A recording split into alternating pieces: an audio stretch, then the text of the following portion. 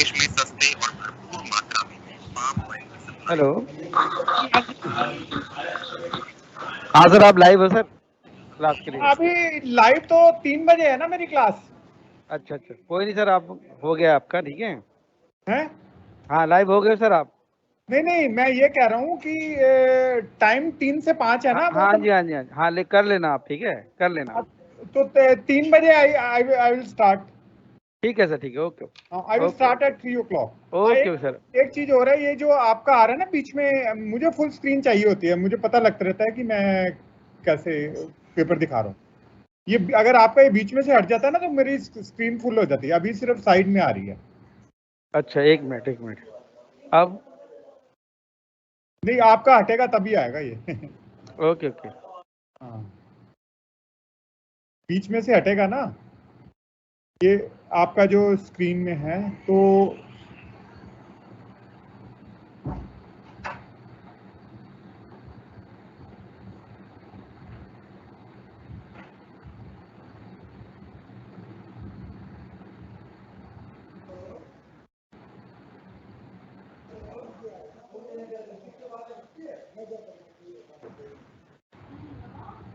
हाँ, I will start the class at 3 sir, है ना? ठीक है, okay okay okay.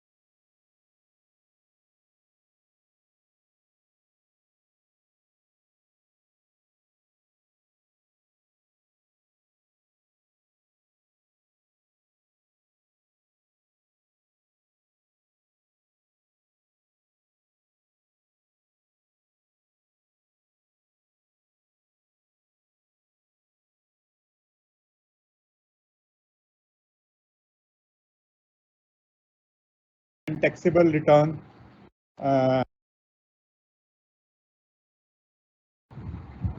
Okay, good afternoon, sir. Good afternoon, students. So today we are going to discuss the concept of risk. Last class we have discussed the concept of the return. So just to recall what we have discussed in the last class, we have discussed different types of returns, like what is HPR, holding period return. Then we have discussed the inflation adjusted return, then the comparison between tax-free and taxable return, things like that we have discussed in the last class. So today we'll discuss the concept of the risk. What do we mean by the term risk? What are the reasons of the risk and how to calculate the risk? Okay. So because in the examination you may find a question on calculating the return and risk of a security as well as of the portfolio. So today we'll concentrate on calculating the risk of one single security. Okay, so what is risk? Risk is the chance of loss or the real returns may not be equal to the expected returns. Okay, so when you make an investment, you make in the hope that you will make certain returns from that investment. For example, you may be hoping that you will be earning 20% return from your investment, but the actual return may be less than that because of various factors which are beyond your control. So that is known as the risk. Sometimes you may even suffer a loss. Instead of making profit, you may suffer a loss. So that is also known as risk, that your returns will be less, or even you may be making some losses from your investment. Okay, so risk can be divided into two parts: systematic risk. Systematic risk is the risk to which all companies and all investments are exposed. This is known as systematic risk. You cannot avoid it. No one can avoid it. Whenever you will make an investment, you have to face this risk. Okay. So systematic risk arise due to political factors, legal factors, like suppose government changes the GST rules. So all companies are exposed to that. Or government changes the tax laws. Or there is a political disturbance in a country, like military takeover of a country, coup, etc. Happens in many countries frequently. So it is known as political risk. Then we can have social factors also causing this particular kind of risk, like social unrest. Then there can be natural factors as well, like earthquakes or floods. So these are all known as, all reasons are there due to which the business may suffer a loss. So this is known as systematic risk. So systematic risk arises primarily due to four different factors are responsible for systematic risk. One is the interest rate risk. Like, for example, RBI may increase its repo rate. The rate at which the RBI gives loans to commercial banks is known as the repo rate. If it is increases its repo rate, what will happen? The interest rate will go up, and all firms, their cost of capital will go up. So that is a risk factor, and as a result, the return of that company will be less. So investor who has invested money will suffer a loss. So that is known as the interest rate risk. If you have invested in a debenture, for example, so if the market interest rate rises, the value of your debenture will fall. So there is an inverse relationship between value of a debenture and interest rate. If the market interest rate goes up, debenture will fall. So you will suffer a loss. So this is known as interest rate risk. Then second is the inflation risk. Inflation risk arises due to general rise in the prices. What is inflation? Rise in price. So if all commodities are getting costlier, the profits will be less and you may suffer a loss. So that is known as inflation risk. Again, if you have, suppose you have invested in a fixed deposit and you are earning 6% interest on that, 100 rupees becomes 106 after a year. And during the year, inflation has gone up to 10%. So actually you are making a loss because nominal interest rate is there 6%, but real interest rate is minus 3 point something. So that is another reason of the systematic risk. So first is the interest rate fluctuations. Second is the inflation. Third important is the exchange rate risk. What is the exchange rate risk? Like you are an importer, okay, you are importing goods from outside India, but you have to make the payment in dollars. Suppose you have purchased goods worth $1 lakh. $1 lakh की आपने सामान खरीदा, $1 lakh. When you have purchased the goods, the dollar was worth 70 rupees per dollar. 70 रुपए का $1 था. तो आपको कितने पैसे देने? 1 lakh into 70 lakh rupees. You have to pay 70 lakh. Suppose that the exchange rate goes up and the dollar becomes costly. You have to make the payment after 3 months. 3 महीने के बाद आपको payment करनी है. Now the dollar is equal to 75. Okay. So actually you have to pay 75 lakh rupees.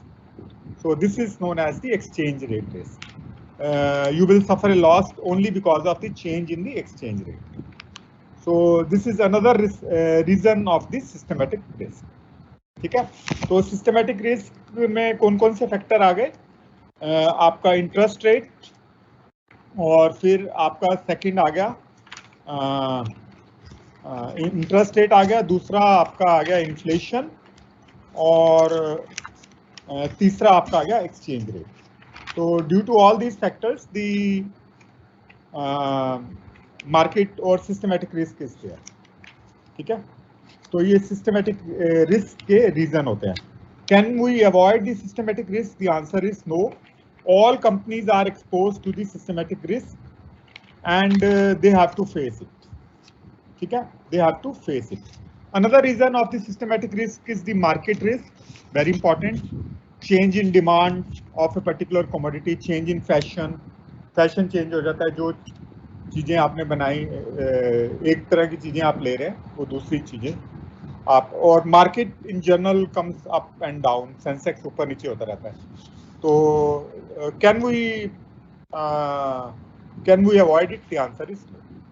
Then the second is the unsystematic risk. Unsystematic risk is specific to a company. एक company से संबंधित होता है. It is related only with one company and with diversification. Diversification means जैसे जैसे आप नई securities को ऐड करते हैं तो इसको diversification कहते हैं. With diversification we can eliminate the unsystematic risk. तो इसमें बिजनेस रिस्क होता है, दो तरह के रिस्क होते हैं अनसिस्टमेटिक रिस्क भी. बिजनेस रिस्क कैसे मेजर करते हैं? जैसे आपने फाइनेंशियल मैनेजमेंट भी पढ़ा होगा, हम इसको डिग्री ऑफ ऑपरेटिंग लीवरेज से मेजर करते हैं. That is percentage change in income divided by percentage change in sales. तो अगर इनकम और सेल्स के बीच में जो रिलेशनशिप है, अगर बहुत ज़्यादा आपके पास फिक्स कॉस्ट वाली एसेट्स हैं तो बिजनेस रिस्क बन जाता है. अगर मान लीजिए अगर आपने प्रोडक्शन कम की, वो कॉस्ट तो आपको इनकर करनी है. अगर आपकी फिक्स कॉस्ट ज़्यादा है तो बिजनेस रिस्क ज़्यादा होगा. ठीक है, और दूसरा होता है फाइनेंशियल रिस्क. फाइनेंशियल रिस्क कौन सा होता है? The way you have obtained your money, how you have financed your business. If you have obtained funds by using too much leverage मतलब debt. अगर ज़्यादा आपने डेट यूज़ किया हुआ है अपने फाइनेंशियल स्ट्रक्चर में, if you have used too much debt in your capital structure, what will happen? The risk of your business will go up. तो इससे आपका फाइनेंशियल रिस्क है वो बढ़ जाएगा. क्योंकि अगर आपने बिजनेस अच्छा कर रहे हैं या नहीं कर रहे, आपको इंटरेस्ट पे करना है. ठीक है, आपको इंटरेस्ट तो पे करना है, चाहे आप अपनी जो गुड्स आपने बनाई हैं वो बेच रहे हो या नहीं बेच रहे. जिन्होंने आपको लोन दिया उनको इससे कोई मतलब नहीं है. They don't have anything to do with your business. They will want their interest back, they will want their capital back. Okay, तो in any case you have to pay that. If you don't pay in time, it will result in liquidation और winding up of the company. तो इसको हम financial risk बोलते हैं. Financial risk क्यों आता है? Because of the present of fix cost securities. Fix cost securities कौन कौन सी होती हैं? Debentures, preference shares, things like that, on which you have to pay interest और dividend at a fix rate. उसको हम बोलते हैं फिक्स कॉस्ट सिक्योरिटीज. तो फिक्स कॉस्ट सिक्योरिटीज की because of these are present, they will increase the financial risk. तो ये हो गया अनसिस्टमेटिक रिस्क. तो क्या हम अनसिस्टमेटिक रिस्क को एलिमिनेट कर सकते हैं, मतलब खत्म कर सकते हैं? The answer is yes. कैसे? By diversification. जैसे जैसे आप ज़्यादा से ज़्यादा सिक्योरिटीज अपने पोर्टफोलियो में ऐड करते जाएंगे, अनसिस्टमेटिक रिस्क कम होता जाएगा. ठीक है, तो we can even eliminate it altogether. पूरा इसको खत्म भी कर सकते हैं. What we can not eliminate is systematic risk. Systematic risk को हम खत्म नहीं कर सकते और अनसिस्टमेटिक रिस्क को हम खत्म कर सकते हैं. तो मेजर कैसे करते हैं इसको? सिस्टमेटिक रिस्क को हम मेजर करते हैं थ्रू बीटा. बीटा होता है या तो स्टैंडर्ड डेविएशन या बीटा से मेजर करते हैं. अगर आप एक सिक्योरिटी की बात करें तो जो टोटल रिस्क होता है वो स्टैंडर्ड डेविएशन एक सिक्योरिटी का होता है, उसको मल्टीप्लाई करेंगे स्टैंडर्ड डेविएशन से दोबारा. Secure of standard deviation into standard deviation. ठीक है, दो बार स्टैंडर्ड डेविएशन, इसको वेरिएंस भी बोलते हैं. Total risk of that security. ठीक है, तो फिर हम सिस्टमेटिक रिस्क होता है, वो होता है beta into beta, beta square into standard deviation of the market square, इसको हम बोलते हैं सिस्टमेटिक रिस्क। अभी हम एक क्वेश्चन करेंगे तो पता चल जाएगा। और अनसिस्टमेटिक रिस्क को कैसे मेजर करते हैं? Total risk minus systematic risk is equal to the unsystematic risk. ठीक है, तो अभी जैसे हमने एक क्वेश्चन करते हैं, तो these questions are from the book, I have taken it from Vinita Tripathi. Those who are in the group, I have already sent these questions to you in the group. You can have a look at those questions. आज ही मैंने भेजे हैं questions. The solution we will discuss today in the class. ठीक है, अभी हम discuss कर रहे हैं इसका solutions, और जो मैंने आपको इसके क्वेश्चंस हैं वो मैंने already I have sent to you in the group, so you can refer to the group and you can see it. So before that we will discuss two questions of the return which we have already discussed in the last class. ठीक है, so I hope the things are visible. इसमें full screen कैसे? Pravej, can you make it full screen? Hello, Pravej, can you listen me? Okay, Pravej is not around. Okay, so I hope it will be visible to you. This is question number 4. Question number 4. Question is this. Mr. Devang, a security analyst, wants to analyze the securities, 3 securities with respect to risk and return. 3 securities दी हुई हैं हमें, A, B और C. 3 securities are given, A, B and C. Expected return A का दिया 22 और standard deviation दी हुई है 15. B का दिया हुआ है 35 expected return और standard deviation is 20. C 30 and 18. Can it be concluded that security B is the most risky and security A is the less risky? ठीक है, ये हमको बताना है कि कौन सी सिक्योरिटी रिस्की है और कौन सी सिक्योरिटी कम रिस्की है। A, B और C में से तीनों में से अगर हमको सिलेक्ट करनी है एक security, if we have to select one security out of these 3, which security we should select? तो इसके लिए एक टर्म होती है coefficient of variation, coefficient of variation. Okay, so what does coefficient, how to calculate the coefficient of variation? इसका जो formula दिया हुआ है, that is standard deviation. I hope it is visible to you. Standard deviation upon expected return. इसका जो formula वो कैसे calculate करेंगे? coefficient of variation, standard deviation upon standard deviation divided by expected return. Standard deviation divided by expected return.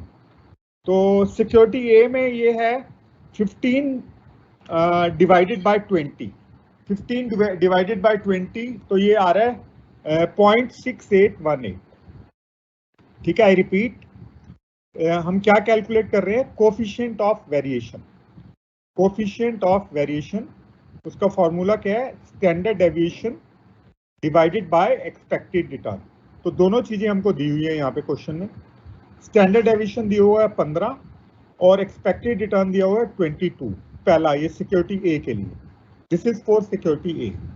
So the coefficient of variation is 0.6818।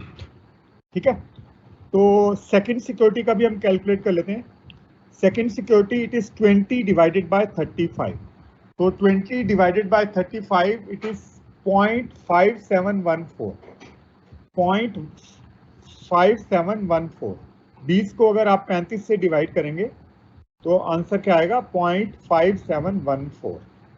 और third है 18 divided by 30, 18 को 30 से divide करेंगे, 18 डिवाइडेड बाय 30, तो this is 0.60। तो अब इन तीनों security में से कोफिशिएंट ऑफ वेरिएशन किसका कम है? सबसे कम, वो सिक्योरिटी बेस्ट होगी। तो if we look at it, security A का कोफिशिएंट ऑफ वेरिएशन है 0.6818, बी का है 0.5714 और सी का है 0.6। तो इसका मतलब है सबसे कम जो है वो बी का है 0.5714। B has the minimum coefficient of variation. So it means security B is the least risky. सबसे कम रिस्क हमारे पास B में है। तो कोफिशिएंट ऑफ वेरिएशन क्या मेजर करता है? वो रिलेटिव रिस्क मेजर करता है, यानी कि एक यूनिट के लिए हम कितना रिस्क ले रहे हैं। तो सबसे कम रिस्क हम ले रहे हैं B में। तो अगर आप सिर्फ स्टैंडर्ड डेविएशन देखेंगे तो आपको पता लगेगा अगर B का स्टैंडर्ड डेविएशन सबसे ज्यादा है, लेकिन आपको रिटर्न भी देखनी है साथ में, उसकी रिटर्न भी सबसे ज्यादा है और पर यूनिट उसका रिस्क सबसे कम है। Per unit risk that is measured by coefficient of variation. तो per unit risk is minimum in case of security B, तो we will select that security. ठीक है, तो this was question number 4। This is question number 4 where we have to calculate the best security. So best security how you will calculate? Exam में जब भी अगर question आएगा कि 2-3 सिक्योरिटी में से कौन सी सिक्योरिटी आपको सिलेक्ट करनी है, तो always calculate the coefficient of variation. तो coefficient of variation will give us the best result. Just by looking at the standard deviation we can not determine which security is the best and which security is not so good. ठीक है, so this is question number 4. Now we can move on to another question. This is question number 13. 1-3 question I have already sent to you in the group. You can refer to that question. Question number 1-3. ठीक है, ये question बहुत important है from the viewpoint of the examination. I will discuss its solution. Question number 13. इसमें हमको क्या calculate करना है? We have to calculate the risk, return, and also we have to calculate the, we have to tell which security is better, security X or security Y. Compute the expected return and risk of the following securities X and Y, sorry, A and B, and which security would you recommend? Compute risk and return of security A and security B. Which security would you recommend? ठीक है, this is the question. So this is question number 1-3. So the solution I will discuss now. You should pay the attendance, pay the attention. So in this case, the probability is given to us.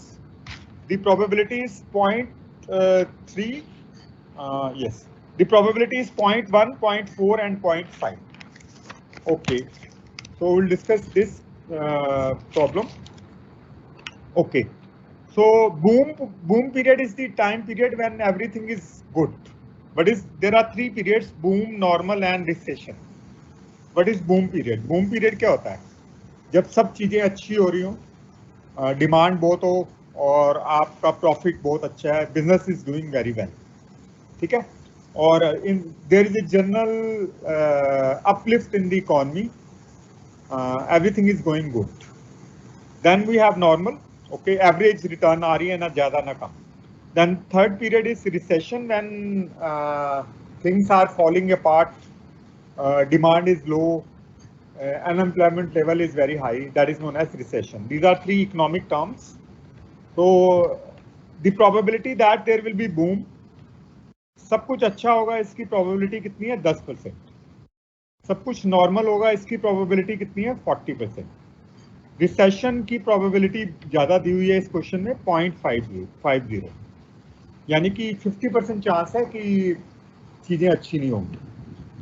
Return on A is 10%, 8% and 5% and B 15, 12, 7, यानी कि boom period होगा जिसकी संभावना 10% है, उस case में security ए को 10% return मिलेगा। और अब हम पहले सिक्योरिटी ए का रिस्क और रिटर्न दोनों कैलकुलेट कर लेते हैं, फिर हम सिक्योरिटी बी का रिस्क और रिटर्न कैलकुलेट करेंगे। ओके, तो रिटर्न कैलकुलेट करना बहुत इजी है। How to calculate the return, that is probability into return on A. तीनों आप इसका जो फॉर्मूला है वो है R I into P I.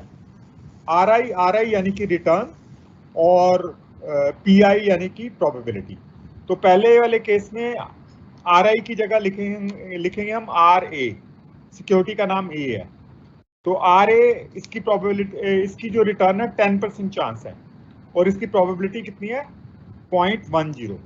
तो 10% इंटू 0.1 करेंगे तो कितना आ जाएगा 1। 10 इंटू 0.1 कैसे कैलकुलेट करनी है रिटर्न, 10 इंटू 0.1। इसके बाद 8 इंटू 0.4, 8 इंटू 0.4 कितना आ जाएगा 3.2।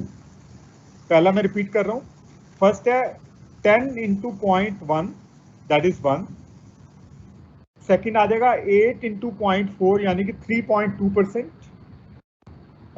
तीसरा है 50 इंटू 0.5 सॉरी 0.5 इंटू 5%, तो ये आ जाएगा 2.5।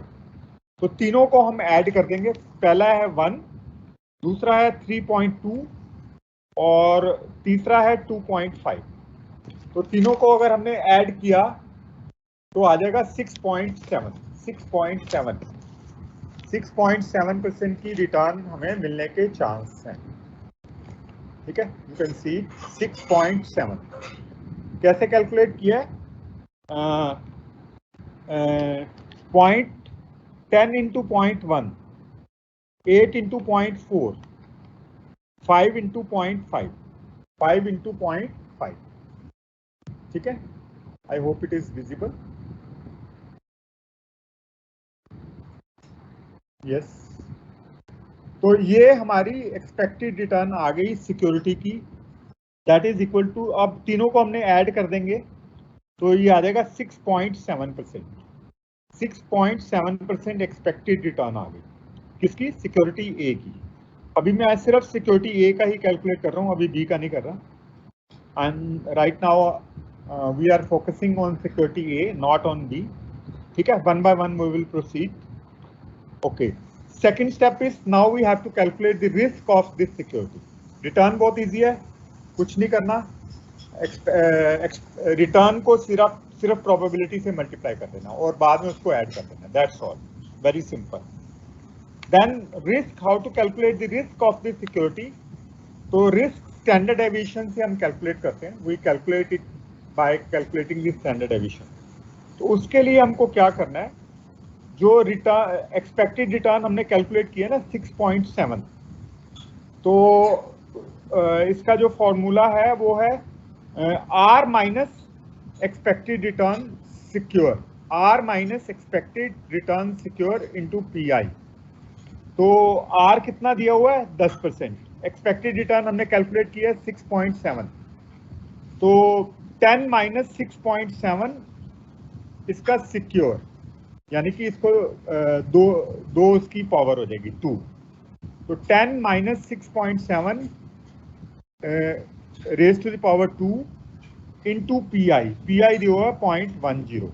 तो इसको अगर हम सॉल्व करेंगे तो ये आ जाएगा, yes, it will be 3.3 into 3.3 into 0.1, 3.3 into 3.3 into 0.1, तो ये आ जाएगा 1.089, 1.089,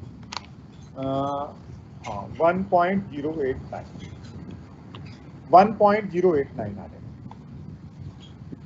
1.089। ये कैसे किया हमने, 10 minus 6.7 raise to the power 2 into probability, probability कितनी है 0.1 है। अब सेकंड ले लेते हैं, सेकंड कैसे, सेकंड कितना है 8% है रिटर्न, तो 8 minus 6.7, 8 minus 6.7 raise to the power 2 into 0.4।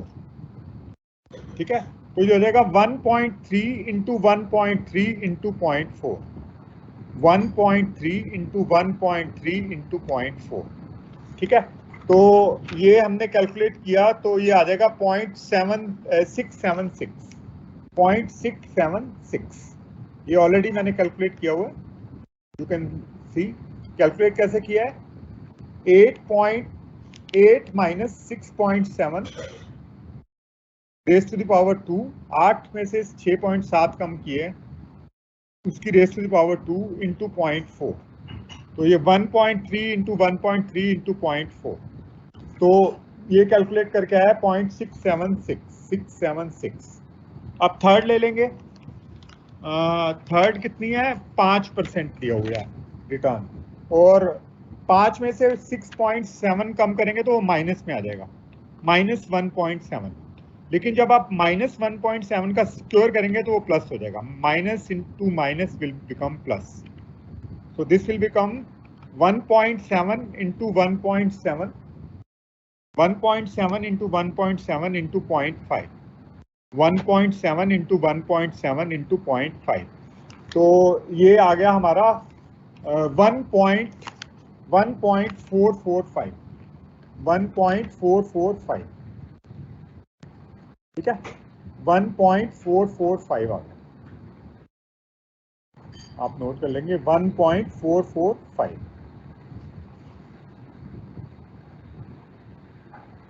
ठीक है, 1.445। अब तीनों को हमने जो कैलकुलेशंस किए हैं उसको ऐड कर देंगे, तो तीनों को हमने ऐड किया तो आ रहा है 3.110, 3.110। ये वेरिएंस निकल गया, इसका क्या निकल गया, स्टैंडर्ड डेविएशन सिक्योर, यहाँ वेरिएंस भी बोल सकते हैं इसको। इसका सिग्मा करेंगे तो ये वेरिएंस है, तो इसकी हमको रिस्क निकालना है, रिस्क इज स्टैंडर्ड डेविएशन, तो इसका अंडर रूट निकालेंगे तो आपका अगर हम इसका अंडर रूट निकालेंगे तो वो निकल जाएगा स्टैंडर्ड डेविएशन। तो स्टैंडर्ड डेविएशन इज 1.76। 1.76 कैसे निकला है, under the root 3.11, under the root 3.11 is 1.76, 1.76। So this is the risk of this security. तो रिस्क कैसे कैलकुलेट करते हैं, आप जो भी आपने एक्सपेक्टेड रिटर्न निकाली है या मीन रिटर्न निकाली है, उसको रिटर्न में से मीन रिटर्न माइनस करना है और उसको सिक्योर करके उसको प्रोबेबिलिटी से मल्टीप्लाई कर देना है, इजी है। तो ये आपका आ गया 1.76। तो हमने रिस्क और रिटर्न दोनों निकाल लिए सिक्योरिटी के। रिटर्न कितना निकाला था 6.7 और रिस्क कितना निकाला है 1.76। Now we will move on to security B. अब हम सिक्योरिटी बी की तरफ जाते हैं।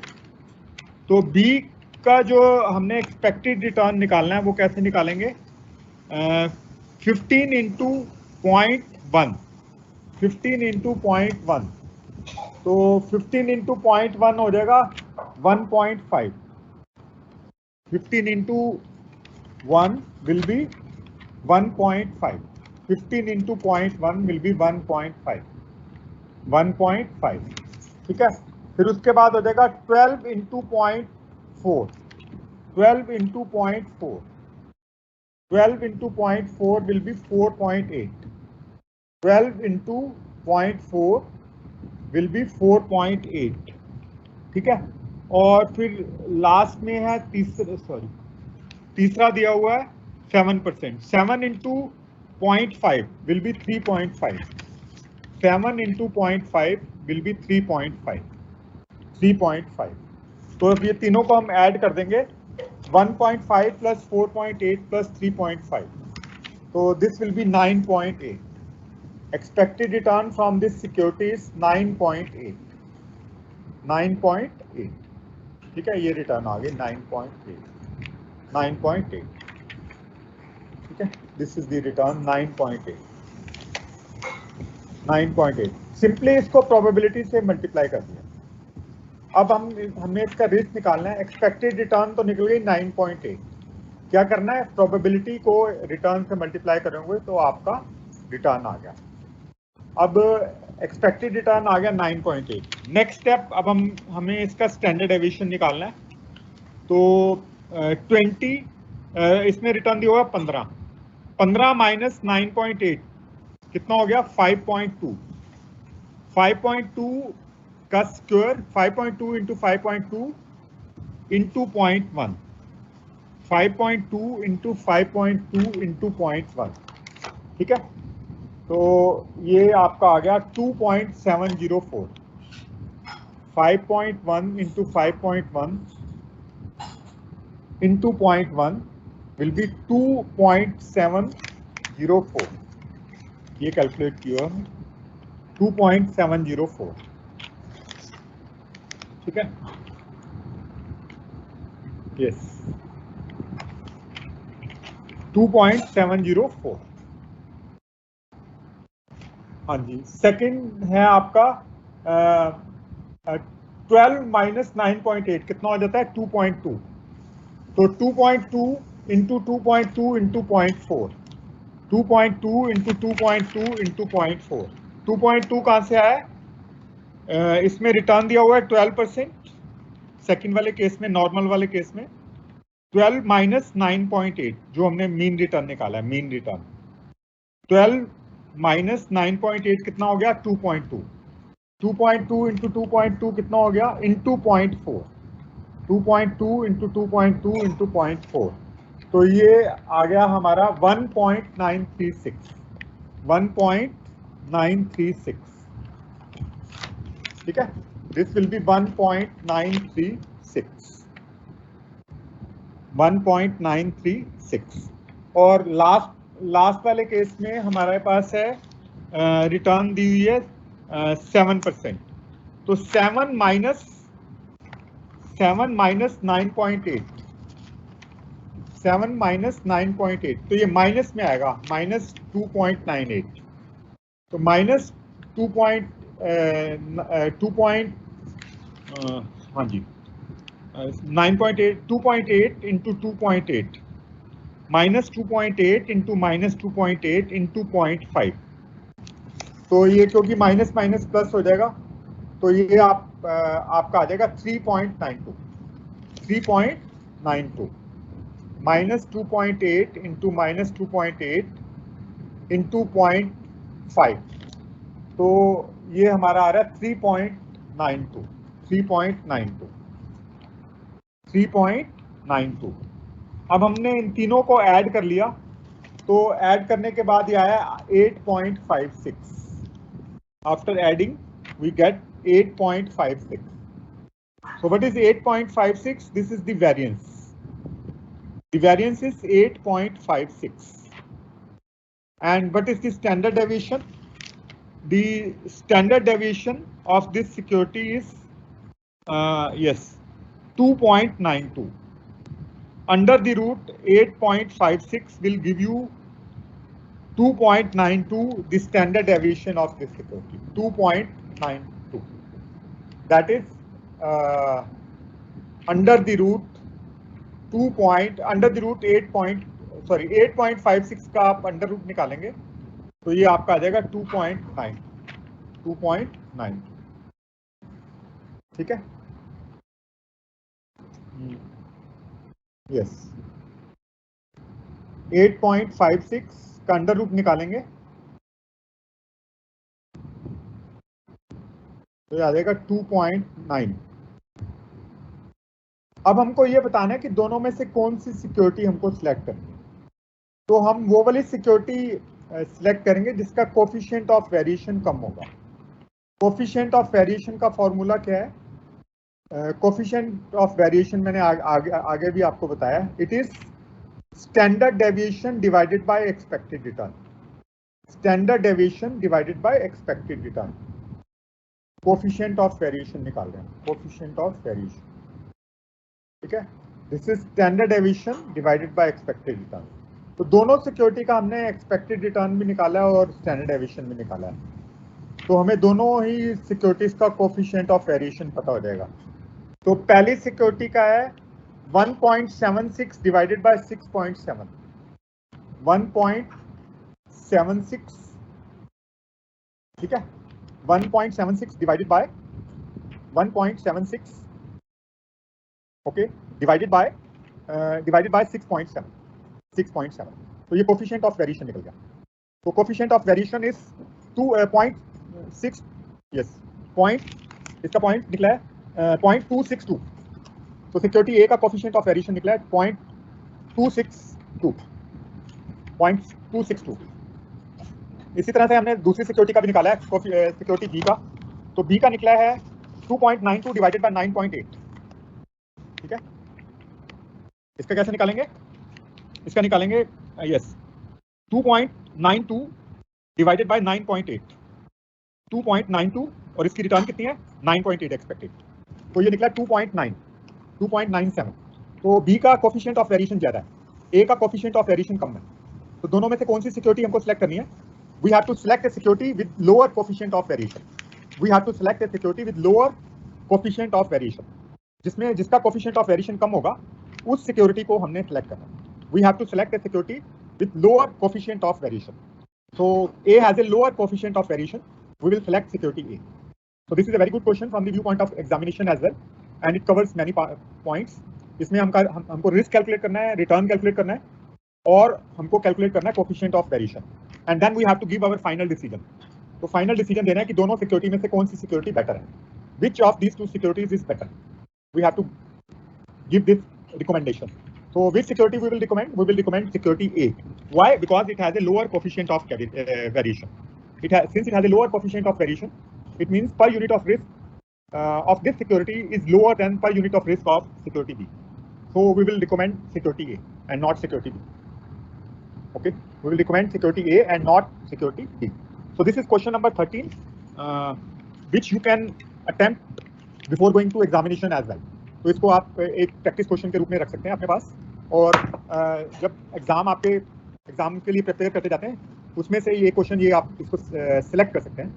You can select this question, one of the questions. ठीक है, okay. This is question number 13.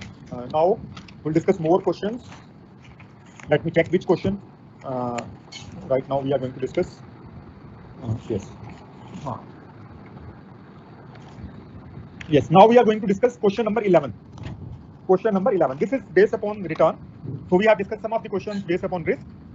Coming back to return, so it's kind of you can say recall what we have discussed in the last class. So in the question number 11, what we have to discuss? We have to discuss the HPR. Okay. What is the expected return in terms of the rupees? Calculate HPR, expected rate of return, and this premium on Mr. A's investment. What is the expected return in rupee terms of the investment? These are the things we have to calculate. तो Mr. A invest question हम देख लेते हैं. Question number है 11.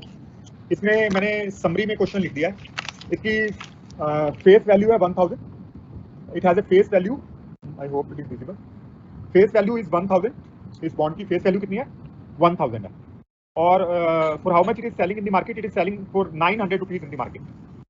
ठीक है, 1000 रुपये इसकी फेस वैल्यू है और 900 रुपये में ये बाजार में मिल रहा है. In the coming year the bond will pay interest, और इंटरेस्ट मिलेगा आपको 75.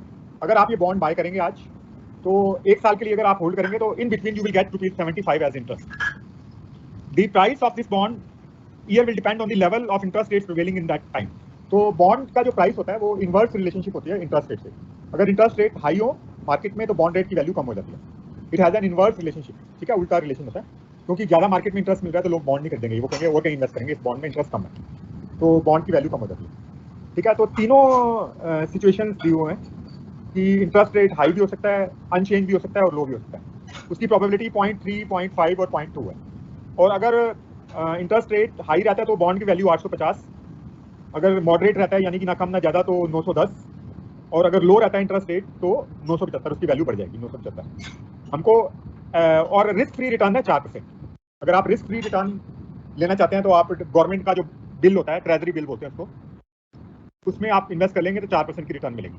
Calculate the HPR for each scenario. तीनों सिचुएशन में हमें HPR कैलकुलेट करना है. तो HPR का फॉर्मूला आपको पता ही है क्या है. HPR is income plus P1 minus P0 divided by P0. इसका जो फॉर्मूला दिया हुआ है वो मैंने आपको लिखवा दिया. ये फॉर्मूला दिया हुआ ऊपर. This is the formula. The formula is yes, income plus P1 minus P0। P1 क्या है? Price at the end. P0 क्या है? Price at the beginning divided by P0। तो अगर इंटरेस्ट रेट हाई होता है तो उसका प्राइस है 850। तो अब हमें HPR निकालना है। HPR कैसे निकलेगा? इनकम है 75, इंटरेस्ट जो हमें मिलना है, और हमने बॉन्ड कितने में खरीदा है? 900 में। P0 कितना हो गया? 900। P1 कितना हो गया? 850। ठीक है, तो P1 है 850। तो P1 इसमें नेगेटिव इनकम हो जाएगी, कैपिटल गेन। 850 900 का लिया और 850 का हो गया। ठीक है, तो 850 माइनस 900 तो माइनस 50, लेकिन हमें इंटरेस्ट मिल रहा है 75, तो टोटल हो गया 25। तो 25 डिवाइडेड बाय P0, P0 कितने का बाय कर रहे हैं हम? 900 का। तो 25 डिवाइडेड बाय 900, तो पहले वाले केस में हमें रिटर्न होगी 2.78। 2.78 कैसे निकला है? 75 प्लस 850 माइनस 900 डिवाइडेड बाय 900। तो ये हमारी इनकम ऊपर आ गया 75 माइनस 50, 75 माइनस 50, 25 रहेगा ऊपर। तो नीचे क्या रह गया? 900, 900। ठीक है, नीचे रह गया 900। आई होप इट इज क्लियर। तो HPR निकल गया 2.78। सेकंड केस में अगर प्राइस 910 होता है, तो अगर प्राइस 910 होता है तो हमारी HPR कितनी निकलेगी? 75 प्लस 910 माइनस 900 डिवाइडेड बाय 900। मैं रिपीट कर रहा हूँ, 75 plus 910 price at the end P1 minus P0। P0 कितना है? 900। तो ऊपर क्या आ गया? 85, नीचे क्या आ गया? 900। तो 85 डिवाइडेड बाय 900। ओके, तो अवर HPR will be 9.4%। 9.4%। Third case, अगर इंटरेस्ट रेट लो होते हैं तो प्राइस बहुत हाई हो जाएगा, 975। तो हमारी HPR कैसे निकलेगी? 75 प्लस 975 माइनस 900, 975 में से 900 गए, डिवाइडेड बाय 900। तो ऊपर आ जाएगा 75 प्लस 75 150, और नीचे आपका आ जाएगा 900। तो 150 डिवाइडेड बाय 900 आपका आंसर आ जाएगा 16.67 और 16.7%। ये आपका आ गया क्या? HPR तीनों केसेस में। तो पहले में 2.78, दूसरे में 9.4, तीसरे में 16.7। कैसे निकालना है? इनकम क्या है? Interest plus P1 price at the end. P1 क्या है? Price at the end minus P0 क्या है? Price at the beginning divided by P0 कितना है? 900। तो ये आपका आ जाएगा होल्डिंग पीरियड रिटर्न। तो तीनों केसेस में आ रहा है 2.78, 9.4 और 16.7। अब हमको कैलकुलेट करना है एक्सपेक्टेड रिटर्न। अब एक्सपेक्टेड रिटर्न कैलकुलेट करने के लिए हमें क्या करना पड़ेगा? जो भी HPR हमने कैलकुलेट किया तीनों साल, उसको प्रोबेबिलिटी से मल्टीप्लाई कर देंगे। तो पहले साल का है 2.78, मैं अभी करता हूँ, 2.78 इंटू प्रोबेबिलिटी। तो 2.78 की प्रोबेबिलिटी कितनी दी हुई है? 0.3। और दूसरे केस में हमारा रिटर्न है 9.0 इंटू प्रोबेबिलिटी इसकी दी हुई है 0.5। और तीसरे केस में है हमारी एक्सपेक्टेड रिटर्न 16.67 और इसकी प्रोबेबिलिटी है 0.2। इसको बस मल्टीप्लाई कर देना और ऐड कर देना। ठीक है, यस दिस वन। इसको प्रोबेबिलिटी HPR जो हमने अभी कैलकुलेट किया उसको प्रोबेबिलिटी से मल्टीप्लाई कर देंगे। HPR we have already calculated, इसको हम प्रोबेबिलिटी से मल्टीप्लाई कर देंगे। ठीक है, and add these three together, you will get the expected return. Simply HPR जो हमने ऑलरेडी कैलकुलेट किया था 1 2 3 HPR, in each of the three cases HPR we have already calculated, multiplied with respective probabilities। उसके सामने जो भी probability आएगी उसको मल्टीप्लाई कर देंगे तो हमारी रिटर्न आ जाएगी। तो रिटर्न मैं कैलकुलेट करता हूँ 2.78 into 0.3 using the calculator. 2.78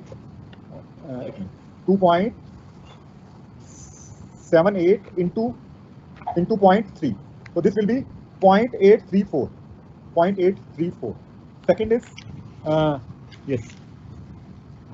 second return we have calculated is 9.4, so this is 9.4 into, and the probability is 0.5 into 0.5, so this is 4.70, and the third case is 16.67 into 0.2, so this is 3.334. just add this together, 8 6 then 18 8 and 8, so expected return is 8.868.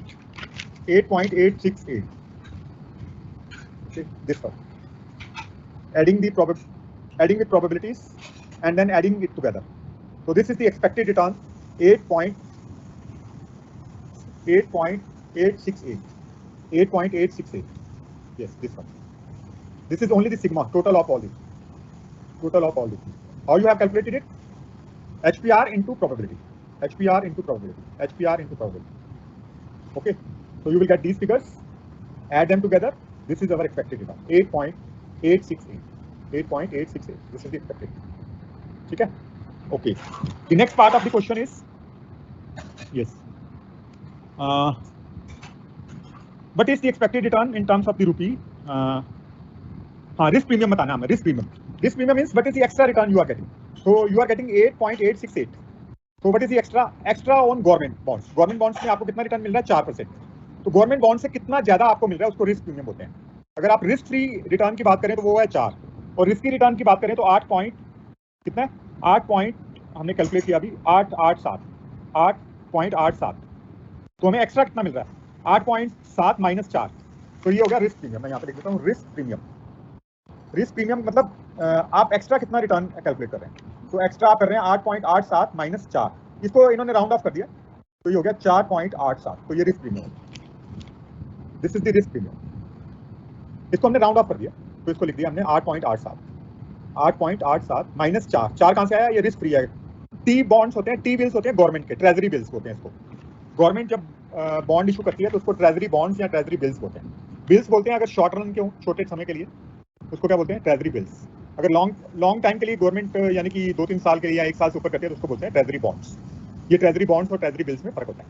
लेकिन करती दोनों issue government करती है. जब government issue कर रही है तो रिस्क फ्री हो गया, उस पर कोई रिस्क नहीं है. तो रिस्क फ्री अगर रिटर्न की बात करें तो 4 है. रिस्क की रिटर्न की बात करें तो 8.87 है. तो आपको एक्स्ट्रा कितना मिल रहा है? एक्स्ट्रा मिल रहा है 4.7. 4.7 वो एक्स्ट्रा मिल रहा है. जो एक्स्ट्रा मिल रहा है उसको हम क्या बोलते हैं? Risk premium. क्योंकि आप रिस्क ले रहे हो इसलिए आपको रिस्क प्रीमियम भी मिलना चाहिए. तो ये आपको रिस्क प्रीमियम होगा. I hope it is clear. This is the risk premium you are getting. ठीक है. तो रुपी टर्म में बताना है. रुपी टर्म में आपको कितना रिटर्न मिलेगा. तो आप 8.87 ऑफ कितना इन्वेस्ट कर रहे हैं? 27,000. 27,000 का 8.87 निकाल लीजिए तो रुपी में आपकी रिटर्न आ जाएगी. रुपी रिटर्न आपको रिटर्न कितनी मिल रही है? 8.87. और आप इन्वेस्ट कितना कर रहे हो? 27,000. 27,000 आप इन्वेस्ट कर रहे हो. कितना इन्वेस्ट कर रहे हो? 27,000. यस. तो 8.87 परसेंटेज निकालने के लिए हमको 100 से डिवाइड करना है. कितना इन्वेस्ट कर रहे हैं? 27,000. तो ये हमारा रुपी में रिटर्न आ जाएगा. This will give us return in rupee. ठीक है. तो रिटर्न इन रुपी आ रहा है. आप कैलकुलेशन कर सकते हैं इसकी. 2395. 2395 is the return in rupee. Okay.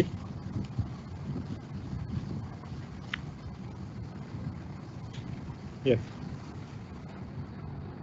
तो एक और चीज है हमारी, हमने कैलकुलेट किया था.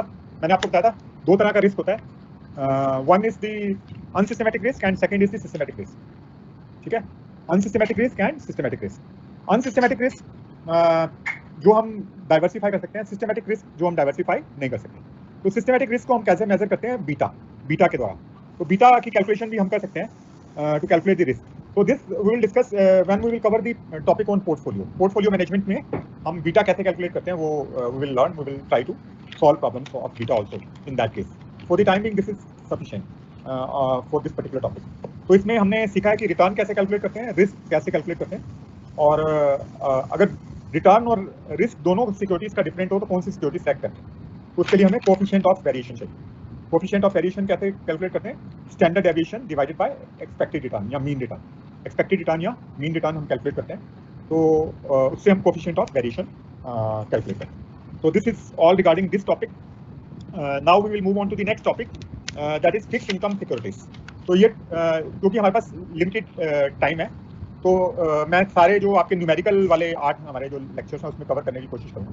आई will try to cover all the numerical portion.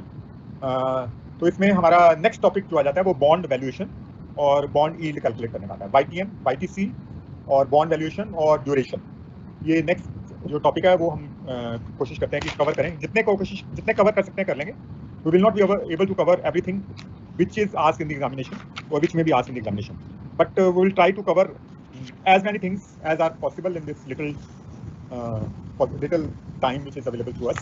जो भी हमारे पास टाइम है उसमें जितना भी पॉसिबल है maximum we will try to cover.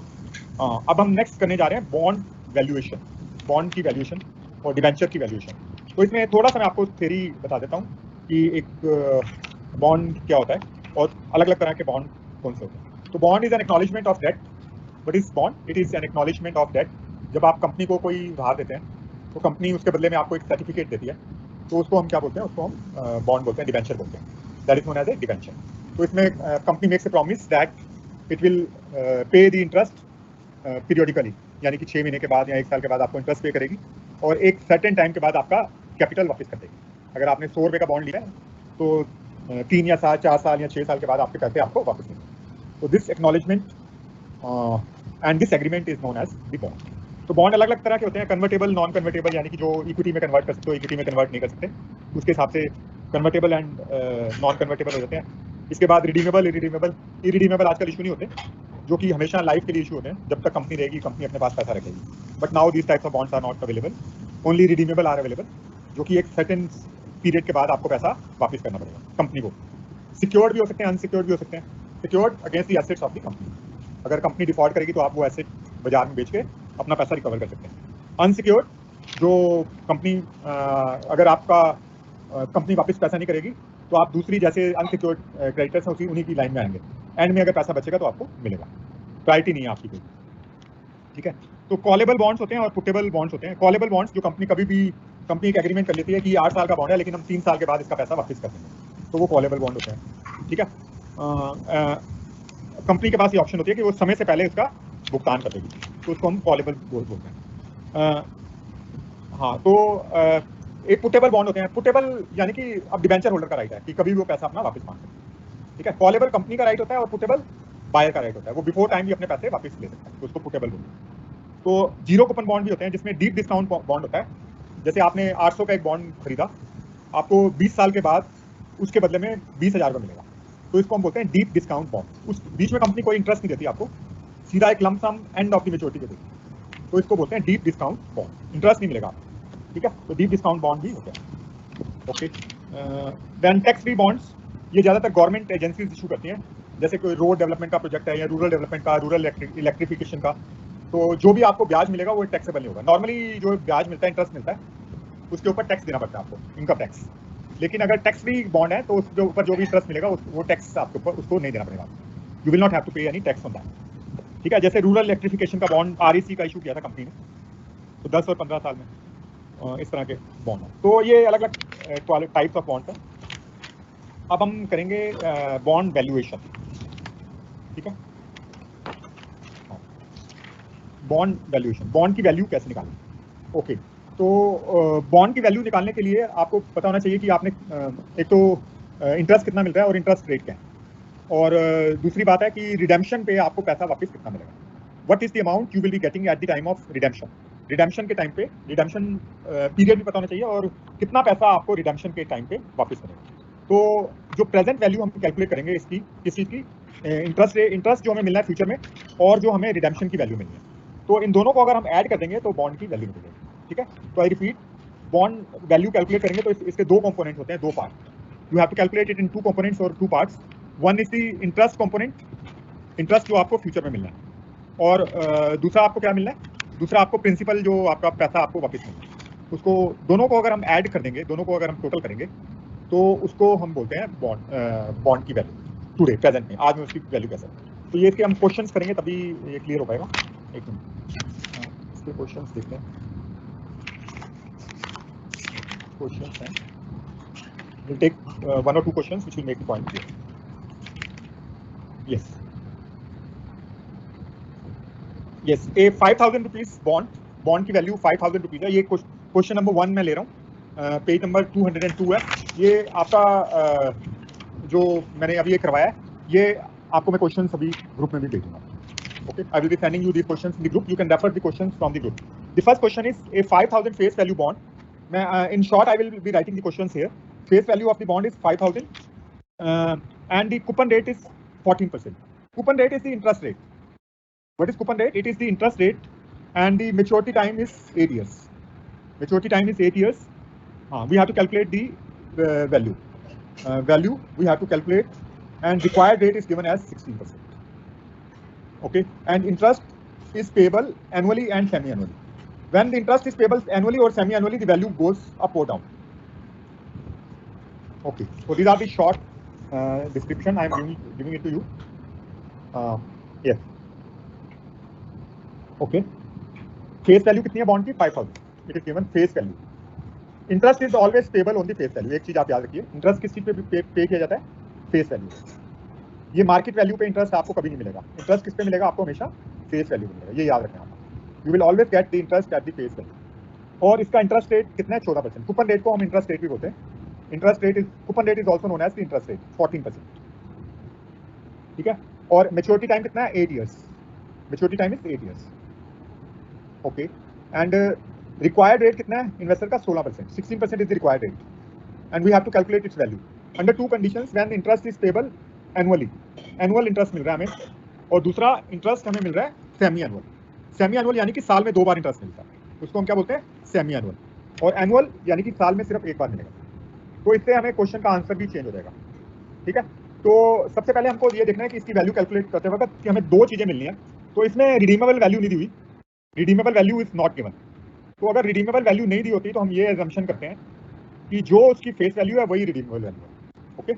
If redeemable value is given it's good, तब हम वो वाली रिडीमेबल वैल्यू ले लेंगे.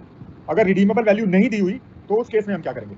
उस केस में हम रिडीमेबल वैल्यू को फेस वैल्यू को ही रिडीमेबल वैल्यू मान लेंगे. तो इस क्वेश्चन में क्योंकि रिडीमेबल वैल्यू नहीं दी हुई, because redeemable value is not given, we will assume that it is going to be redeemed at its face value और its par value, that is 5000. तो आपको 2 चीजें मिलेंगी. पहले अगर हम एनुअल वाला कर लेते हैं, फिर मैं आपको डिफरेंस बताऊंगा कि एनुअल और सेमी एनुअल में क्या डिफरेंस होता है. तो एनुअल में इंटरेस्ट 1 बार मिलता है, सेमी एनुअल में 2 बार, क्वार्टरली में 4 बार. ठीक है. तो इसी तरह का क्वेश्चन आ सकता है एग्जाम में. तो अब हमने इसकी वैल्यू कैलकुलेट करनी है. 2 पार्ट्स में कैलकुलेट करेंगे. इंटरेस्ट की वैल्यू, प्रेजेंट वैल्यू निकालेंगे, और प्रिंसिपल की प्रेजेंट वैल्यू निकालेंगे. तो this is value of the bond. Present value of bond is equal to present value of interest plus present value of principal. इसको 2 part में हमने कैलकुलेट करना. Present value of the interest and present value of the principal. ठीक है. 2 part में calculate करना है, present value of interest and present value of principal. तो जो इंटरेस्ट हमको मिलेगा वो कितना मिलेगा? 14% मिलेगा 5000 पे. तो 14% 5000 पे कितना हो गया? 700. तो इंटरेस्ट मैं कैलकुलेट कर लेता हूँ. 14% ऑफ 5000 इज इक्वल टू 700. तो ये कितने साल इंटरेस्ट मिलेगा? 8 साल. तो हम कैलकुलेट करेंगे PVAF, यानी कि ये एनुटी के रूप में मिलेगा. कितना इंटरेस्ट हमारा रिक्वायर्ड रेट क्या है? 16%. और एंड 8 years इनटू हमको 700 रुपये इंटरेस्ट मिल रहा है. मैं अभी आपको दिखाता हूँ. प्लस प्रिंसिपल हमें मिल रहा है PVF. ठीक है. PVF 16%, 8 years into 5000. ऐसे हमको इसकी वैल्यू कैलकुलेट करनी. Okay. Yes, it has to be calculated in 2 parts. The first part is interest and the second part is principal. Interest हमें क्या मिल रहा है? प्रेजेंट वैल्यू कैलकुलेट करना है. Present value of annuity. ये एनुटी क्या चीज होती है? अगर एक ही अमाउंट हमको बार बार मिल रहा है या हम पे कर रहे हैं तो उसको हम एनुटी बोलते हैं. ठीक है. तो इस केस में 700 रुपये हमें बार बार 8 साल मिल रहे हैं. We are getting it 700 rupees for 8 years. तो ये सेम अमाउंट हो गया ना. 700 क्या हो गया? सेम अमाउंट हो गया. तो ये कितने साल तक मिलेगा हमें? 8 साल तक. तो it is known as an annuity. इसको हम क्या बोलते हैं? एनुटी बोलते हैं. Okay. This is known as annuity. तो इसके लिए हम टेबल जो यूज करते हैं उसको बोलते हैं PVAF, present value of annuity factor. तो ये 16% लिया मैंने, 14% नहीं लिया. 16 क्यों लिया? क्योंकि इन्वेस्टर की रिक्वायर्ड रेट 16 है. इन्वेस्टर जो रिटर्न चाहता है उसको रिक्वायर्ड रेट बोलते हैं. तो इन्वेस्टर कितने परसेंट चाहता है? 16%. तो ये 16% और 8, इसकी मेच्योरिटी टाइम कितनी है? 8 साल. दैट्स व्हाई एन की जगह हम 8 लिखेंगे. 2 चीजें लिखेंगे. Required rate 16%, 8. रिक्वायर्ड रेट कितनी है? 16%. और मेच्योरिटी टाइम कितना? 8. तो ये फर्स्ट पार्ट कंप्लीट हो गया. First part is for interest. Second part is for the principal, जो पैसा आपको वापस मिलना है. लेकिन प्रिंसिपल बार बार मिलेगा हमें वापस? नहीं, एक बार मिलेगा. We will get it only once. 5000 rupees. 5000 into PVF, present value factor. इसको क्या बोलते हैं? PVF. कौन सी टेबल लगेगी? PVF, present value table. तो इसमें जो फैक्टर है वो कितना है? 16%, 8. तो दोनों में फर्क क्या है? इसमें PVAF है, पहले वाले में PVAF. तो PVAF होता है वो तब यूज करते हैं अगर कोई अमाउंट हमें बार बार मिल रहा है. If we are getting an amount, same amount again and again, then we will use the table PVAF. और अगर कोई अमाउंट सिर्फ हमें एक बार मिल रहा है, the amount we are getting only once, that is in that case we use the table PVF, उस केस में हम क्या यूज करते हैं, प्रेजेंट वैल्यू फैक्टर पीवीएफ। ठीक है, तो फर्क समझ आ गया। तो ये जो वैल्यूज हैं वो हम टेबल से देखते हैं। ये टेबल आपको एग्जाम में भी मिलेंगी, you will be getting this tables in the exam as well. तो मैं इसकी वैल्यू टेबल में से चेक कर लेता हूँ कि इसकी वैल्यू क्या है। 16% पे मुझे देखना है और 8 साल के लिए देखना है। कौन सी, पीवीएफ। अच्छा, इसमें प्रेजेंट वैल्यू टेबल ऊपर लिखा होगा present value factor for an annuity, present value factor for an annuity, और ऊपर रेट ऑफ इंटरेस्ट देखना है 16%। तो ये आ रहा है 4.344। ये जो एनुटी वाला फैक्टर है वो आ रहा है 4.344। तो 700 गुना 4.344, ये मैंने कहाँ से लिया 344, टेबल में से लिया। तो इसमें कौन सी टेबल ली है, present value factor, present value factor for an annuity PVAM. और दूसरा मैं ले रहा हूँ प्रेजेंट वैल्यू फैक्टर 5000, ये आपका ले रहा हूँ 16% पे 8। अभी मैं आपको दिखा रहा हूँ प्रेजेंट वैल्यू फैक्टर पीवीएफ 16% और 8, 16% और 8 पे मैंने लिया है, तो ये आ रहा है 0.305। तो 5000 इंटू 0.305। अभी इसका मैं मतलब भी आपको बता दूँ। ओके, ये टेबल में से लिया है मैंने present value of annuity factor 16% और 8 साल। तो ये जो फैक्टर आया वो 1 से ज़्यादा आएगा, हमेशा याद रखना। जब एनुटी होती है तो 1 से ज़्यादा आता है, और जब सिंगल फैक्टर होता है तो 1 से कम होता है। तो ये 4 पॉइंट आ रहा है 4.344। यानी कि इसका मतलब क्या हुआ कि अगर आप 1 रुपया हर साल जमा करवाओगे बैंक में, क्या करोगे, 1 रुपया हर साल जमा कराओगे बैंक में, कितने साल के लिए, 8 साल।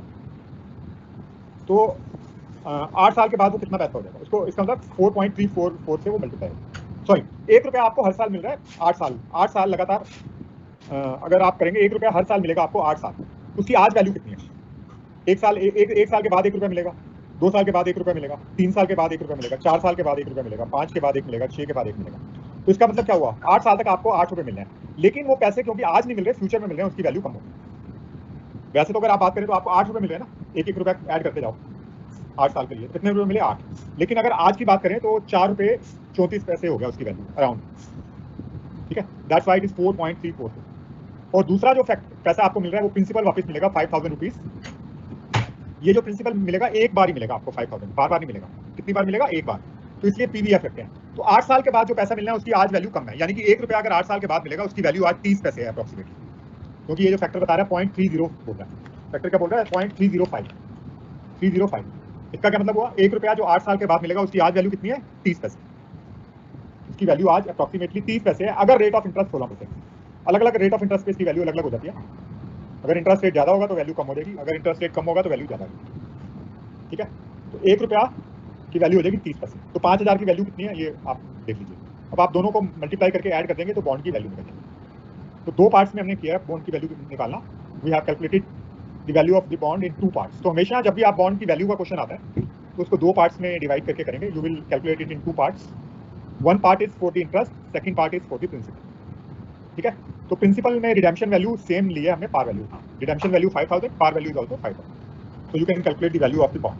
तो वैल्यू ऑफ द बॉन्ड आ रही है 4566। ठीक है, अब सेकंड पार्ट बोलता है कि अगर ये इंटरेस्ट हमें सेमी एनुअल मिल रहा है, यानी कि 2 बार मिल रहा है इंटरेस्ट, तो अगर इंटरेस्ट रेट हमें 2 बार मिल रहा है, इंटरेस्ट हमें अगर 2 बार मिल रहा है तो हम क्या करेंगे, जो टाइम है उसको हम डबल कर देंगे और इंटरेस्ट रेट को हाफ कर देंगे। तो इंटरेस्ट रेट को 2 से डिवाइड कर देंगे अगर ये सेमी एनुअल है, अगर ये सेमी एनुअल है, और टाइम को हम 2 से मल्टीप्लाई कर देंगे, टाइम मल्टीप्लाइड इंटू 2। ठीक है, अगर सेमी एनुअल इंटरेस्ट मिलेगा तो क्या करेंगे, interest rate is to be divided by 2 and time is to be double, time double हो जाएगा। टाइम कितना 8 था ना, 16 हो जाएगा। इंटरेस्ट रेट कितना था 16, अब वो कितना रह जाएगा 8।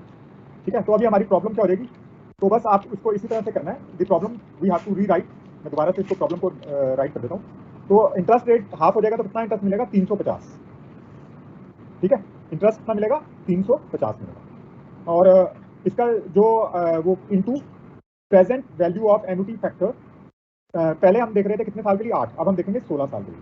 और इंटरेस्ट रेट हमारा कितना था 16%, वो कितना रह जाएगा 8%, प्लस 5000 हमें मिलेगा इंटू पीवीएफ 16 साल और 8%। टाइम हो जाएगा डबल, हाँ, time will get double and the interest rate will be half. Table में से अब इसके अकॉर्डिंगली आप वैल्यू देखेंगे। You will see values according to this.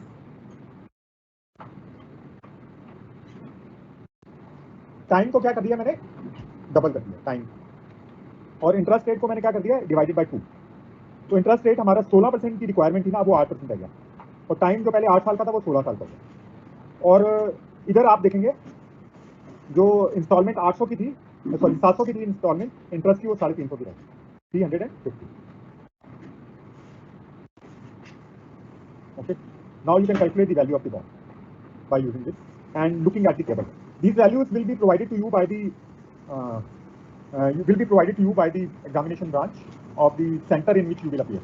जिस भी सेंटर में आपका एग्जाम पड़ता है, तो आप सबसे पहले ये डिमांड कर सकते हैं, अगर कोई क्वेश्चन ऐसा पूछा जाता है तो आप इन्विजिलेटर से बोल दीजिए कि please provide me the tables. ठीक है, this is your right, and these tables have to be provided by the authorities, concerned authorities regarding whenever you have an exam. तो इसमें आप एक तो प्रेजेंट वैल्यू टेबल्स ले लीजिएगा सारी, और present value, future value, compound value of Amity, 4 table ये होती हैं। और अगर आप फ्यूचर एंड ऑप्शंस पे क्वेश्चन अगर आ गया ऑप्शंस पे, तो उसमें ई टेबल्स भी यूज होंगी आपकी। तो E table you can also demand. How to make use of E table will discuss when we will cover the topic. अब दूसरा जो क्वेश्चन आता है वो आता है बॉन्ड यील्ड के ऊपर, बॉन्ड यील्ड YTM, YTM आता है बॉन्ड यील्ड, इसके ऊपर भी क्वेश्चन आता है। It's very important topic, will discuss now. ये तो हमने किया बॉन्ड की वैल्यू कैसे कैलकुलेशन करते हैं, और दूसरा आता है बॉन्ड यील्ड, यानी कि बॉन्ड के ऊपर आपको कितनी रिटर्न मिल रही है। ठीक है, बॉन्ड यील्ड, और इसको हम इसमें दो आ जाते हैं, बॉन्ड यील्ड YTM और YTC।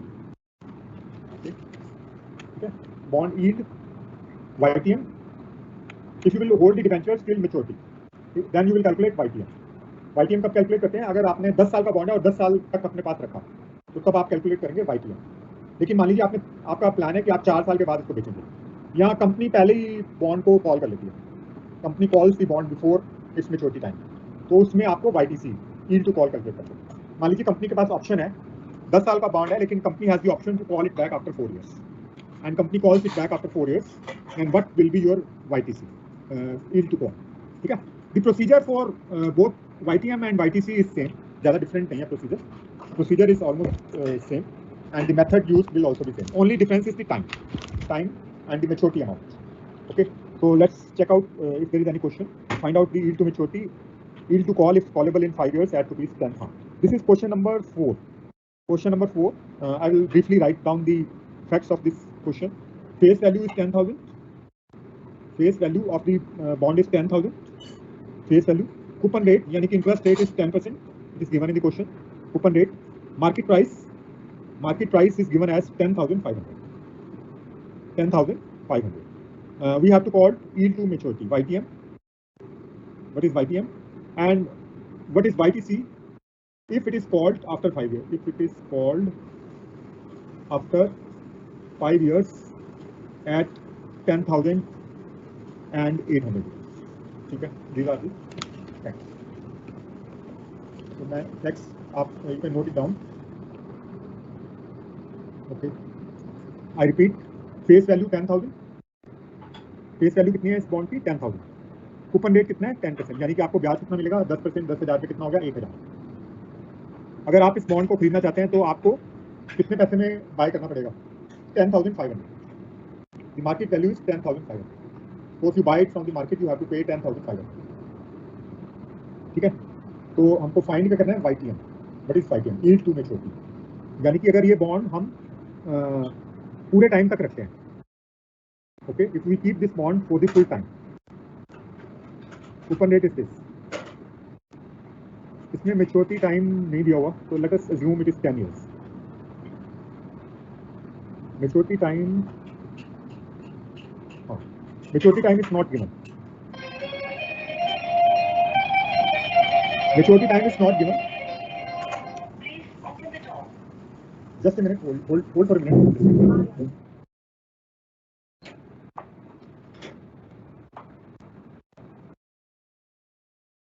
Okay. Yes. So maturity time is not given. So assuming the maturity time 10 years. So without maturity, it is not possible to calculate. But let's assume it is 10 years. Maturity time is 10 years. So we have to calculate YTM.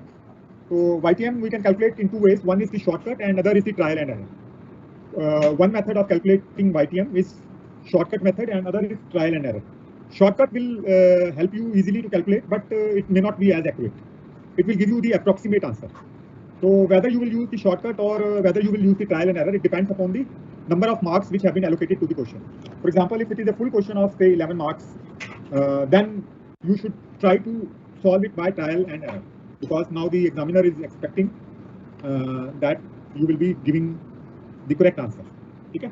But if the question is of 3 to 4 marks, short question, then you can use the shortcut method. Okay? Then you can go for shortcut method. So let us start with shortcut, then I will tell you how to proceed with the trial and error method as well. So first we will discussing the shortcut method. So the formula for calculating the YTM is interest plus redeemable value minus sales value or the market value divided by n, redeemable value plus sales value divided by 2. This is the formula. You can note down the formula. Okay, the formula is interest plus redeemable value minus sales value. Sales value, or you can say the market value. You can also put the word market value instead of sales value or market value. Redeemable कितने में आपको redemption मिलेगी? Divided by n. This is only the upper part of the formula, numerator. In the denominator, it is redeemable value plus market value or sales value, whatever you call it, divided by 2. You just have to take the average. Okay. So let us continue with this question. So in this question, interest will be 10% of 1,000. So interest will be 1,000. Redeemable value, assuming that it is at par, 10,000, and sales value is also par. Okay. Divided by n. N is 10. N is 10. Okay. And yes, 10,500. Redeem. This is 10,500. 10,500. 10,500 plus 10,500 divided by 2. Okay. Yes. Okay. So 1,000 is the interest.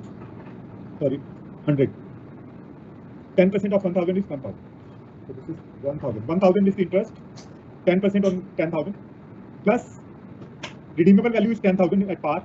Redeemable value is 10,000 at par. Market value, we are buying at what price? We are buying at 10,500 minus 10,500 divided by 10.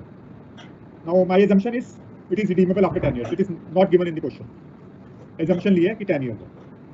यहाँ फिर एक कोई part इस question में missing है. ठीक है, तो हम 10 इसको मान के चलते हैं कि इसकी मेच्योरिटी टाइम 10 साल है. एग्जाम में जरूर दिया होगा क्वेश्चन में कि कितना maturity time.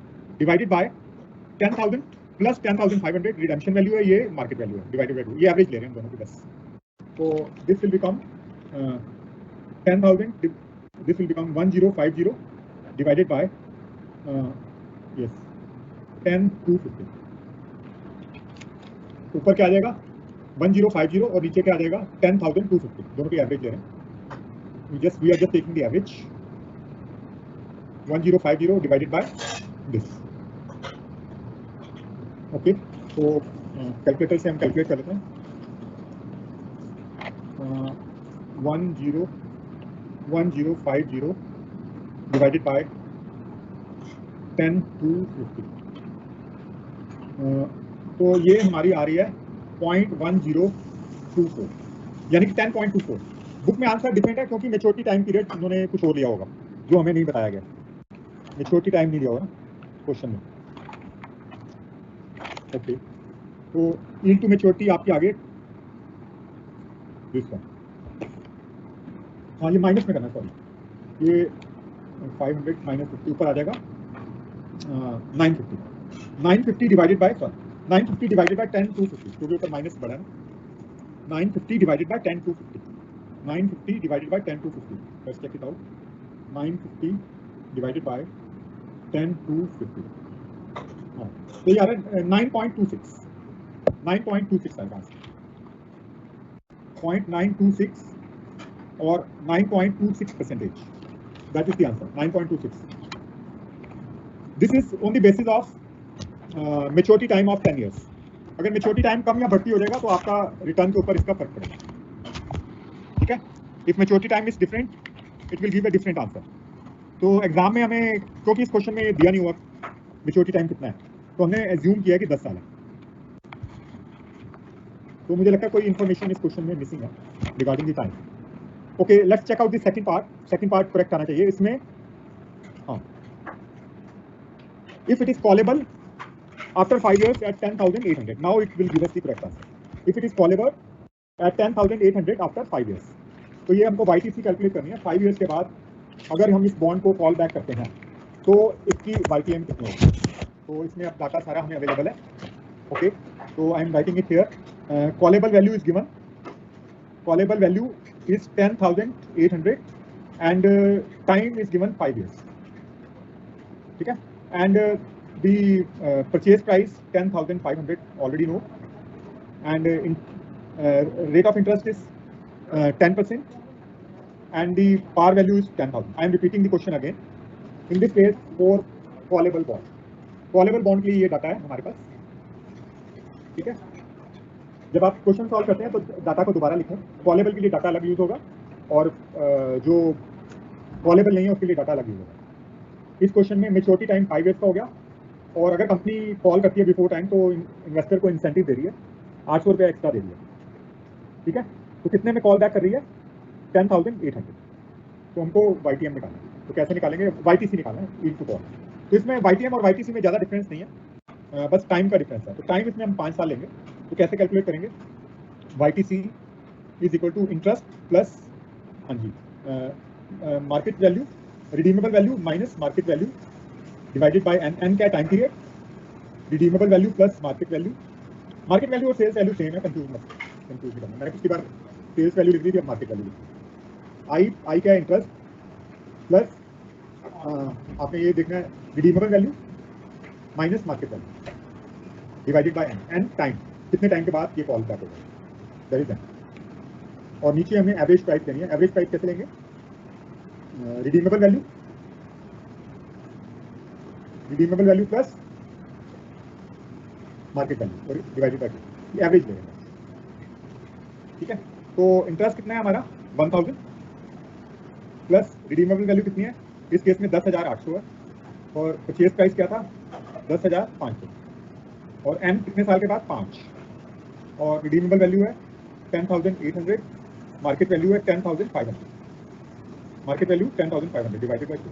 Okay, I will write it again. अब देखिए इंटरेस्ट कितना है 1000, 10% ऑफ 10,000 कितना हो गया 1000। हाँ जी, अब ये क्या है redeemable value. Redeemable value company कहती है कि अगर हम 5 साल के बाद कॉल करेंगे तो 10,800 देंगे, ये रिडीमेबल वैल्यू होगी 10,800।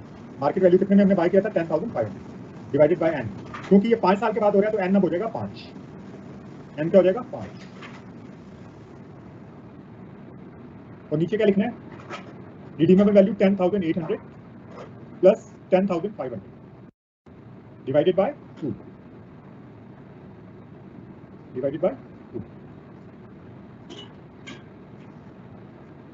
ओके, तो हम इसकी कैलकुलेशंस करेंगे तो ये आ जाएगा 1000 ऊपर प्लस 300 डिवाइडेड बाय 7, और नीचे आ जाएगा 10,650।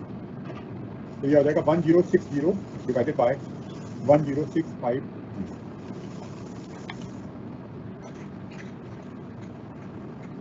ठीक है,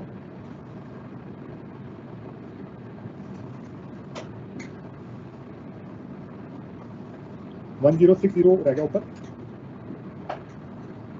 और नीचे दोनों की एवरेज ले ली तो 10,650, 10,500 प्लस 10,800 कितना हो गया 21,300 डिवाइडेड बाय 2, 10,650। ठीक है, तो ये करेक्ट आंसर आ गया 9.9। तो ये आ गया 9.9, क्योंकि इसमें मेच्योरिटी पीरियड दिया हुआ है ना 5 साल। तो फर्स्ट पार्ट में उन्होंने मेच्योरिटी पीरियड लिखा नहीं हुआ।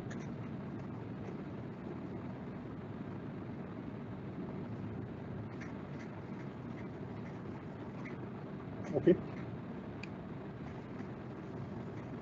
तो ये इसको हम बोलते हैं YTC, YTC और YTM दोनों की कैलकुलेशंस बिल्कुल सेम है, both have the same calculations.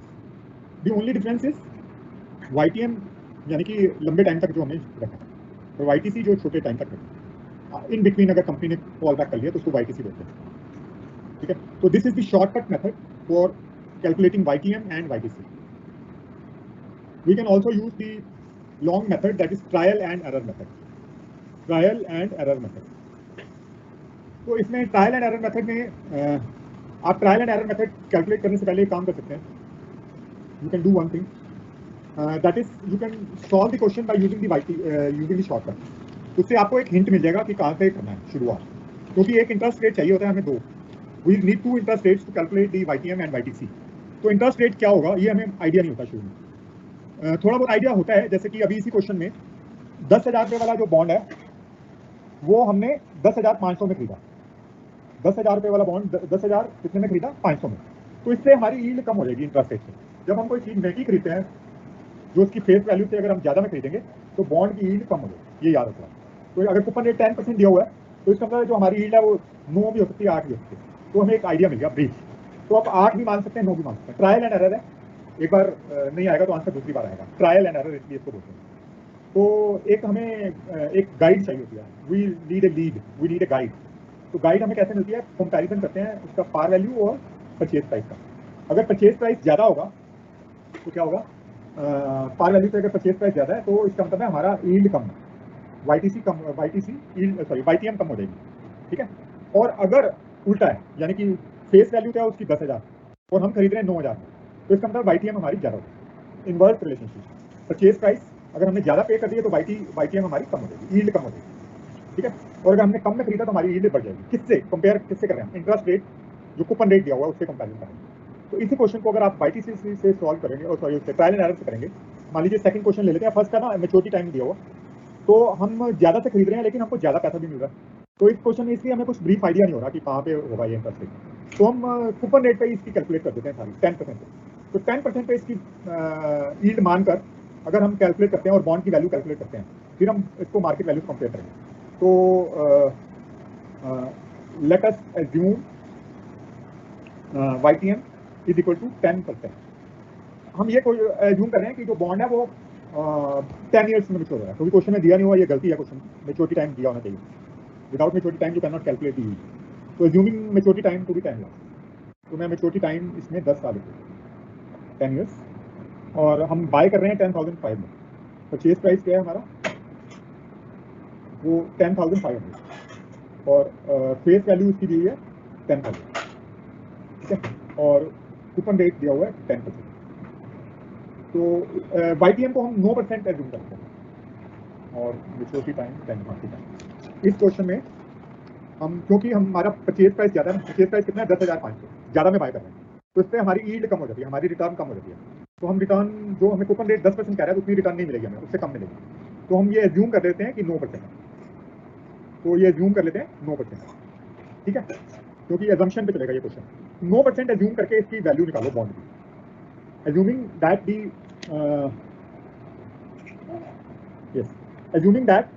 the YTM is 9%, calculate the value, present value. Okay, so you can do it yourself, calculate the present. We will continue with this question in tomorrow's class because the last 10 minutes are left and these are reserved for the question and answers. So to solve your queries regarding today's class, if you have any query regarding today's class, you can put the question. Now it's time for question answer session. So tomorrow I will continue with this question and more questions of YTM and YTC, ठीक है। और उसके बाद हम bond duration का जो काफ़ी important concept है एग्जामिनेशन के लिए वो भी डिस्कस करेंगे। Important concept of bond duration we will discuss tomorrow along with YTM YTC, ठीक है। And I will try to start the next topic of equity, calculating the return on equity, value of equity and different models of equity, ठीक है। तो whatever we are doing, try to do more questions personally at home, only then you can understand the concept better. आप जो question है वो मुझे WhatsApp group में भी दे सकते हैं question, I answer all the queries of this students. अभी 2-3 बच्चों ने और पूछे थे question, I have answered all, so your queries will also be answered. If you have a long query you cannot put it here, any question which you find difficult that you can also send in the group. Okay, So that's all regarding today's class. Now it's time for question and answer session. Okay.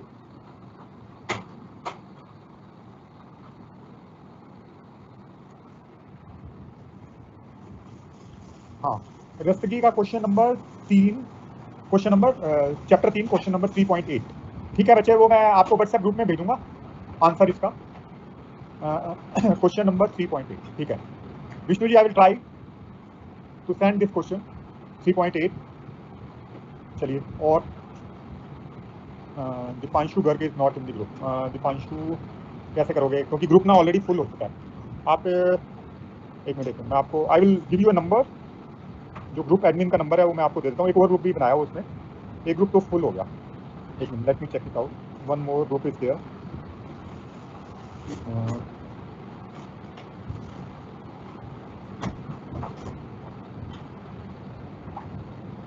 Yes, इसमें fundamentals of investment, इसमें मैं देखता हूँ कितने participant हैं.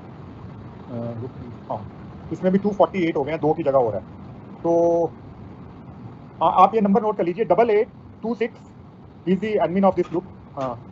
882609 नहीं sorry 888260 triple, मैं लिख लेता हूँ यहाँ पे 888.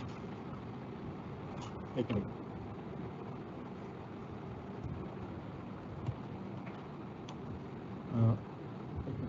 Triple 8260 9521. Okay, you can note down this number. ये नंबर आप नोट कर लीजिए, मोबाइल का नंबर दिया हुआ मैंने. आप ये रिक्वेस्ट कर दीजिए. I think 2 more seats are vacant in this group, so he can put, just send request to him. He is the group admin, so he will try to include you in the group. ठीक है. अच्छा ठीक है, थोड़ा सा पीछे hold कर लेता हूँ, कोई बात नहीं. आई hope it is clear now.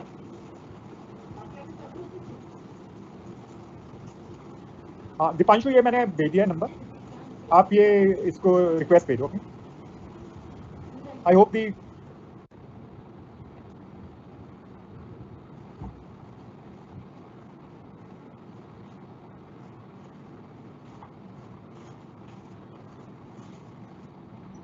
हाँ, मैंने बच्चे ये क्वेरी भेजी है आपको ना. मैंने आपको नंबर भेज दिया, आप रिक्वेस्ट कर लीजिएगा कि you are attending this class and want to be part of it. ठीक है, दोस्त who are attending physical classes you can request them. Group link बच्चे, मैंने ना ग्रुप जो क्रिएट किया था already it is full. More than 250 have joined. So one more group has been created by students. This is the number, you can note down and you can request the group admin. हाँ Deepanshu, your query has been solve.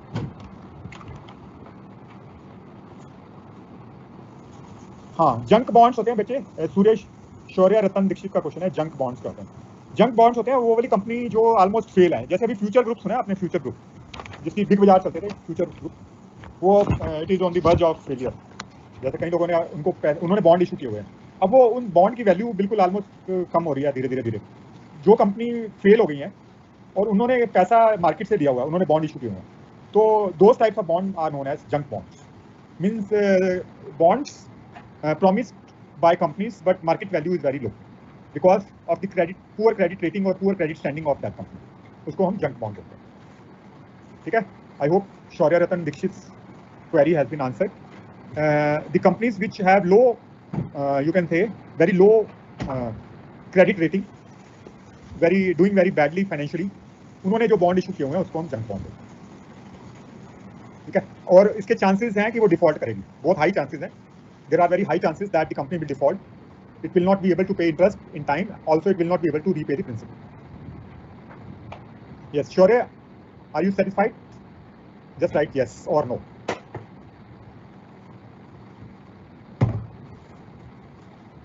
Yes, any other query? Any other query from any other student? Hello. Okay, tomorrow I will start with equity. So first part of the class, that is first half, we will continue with the fixed income securities, that is debentures and all that, how to calculate YTM, YTC, and also how to calculate duration. very important from the viewpoint of examination, how to calculate duration of the bond and modify duration. That we will be discussing tomorrow's class and first part of the class. ठीक है, 1 घंटा लगेगा, 1 hour. And after in the second hour, I am going to start with the Shaurya Ratan is satisfied. Okay, thank you Shaurya. I hope I am able to clear your doubt. Priya Rani says no more queries. Thank you. Okay. चलिए फिर we will meet tomorrow. ठीक है, same time. Thank you very much.